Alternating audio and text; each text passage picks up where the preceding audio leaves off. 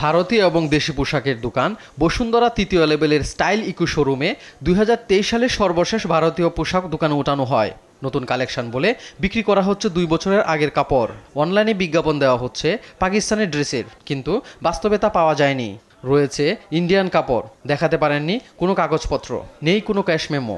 বিদেশি কাপড়গুলো কোথা থেকে ইম্পোর্ট করা হয়েছে জানতে চাইলে বিক্রেতারা বলেন RS ইন্টারন্যাশনাল নামে একটি প্রতিষ্ঠান সাপ্লাই দিচ্ছে এসব পোশাক। যোগাযোগ করা হলে RS ইন্টারন্যাশনাল জানায় ভারতীয় পণ্য বিক্রি করছেন না তারা, সাপ্লাই দিচ্ছেন পাকিস্তানি পোশাক। তাছাড়া নিজেদের ইচ্ছামতো প্রাইস ট্যাগ দিয়ে বিক্রি করছে বিদেশি পোশাক। এ সময় ভোক্তা অধিদপ্তর দুটো 3 পিসের স্যাম্পল জব্দ করে 50,000 টাকা জরিমানা করে।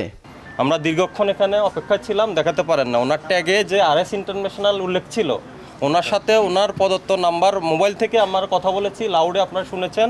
উনি বললো যে ওনার কাছে ইন্ডিয়ান বিক্রি করেন না, পাকিস্তান বিক্রি করেন। উনি স্পষ্টত বলেছেন, বাট ওনার শোরুমে সব হলো ইন্ডিয়ান ট্যাগের পোশাক।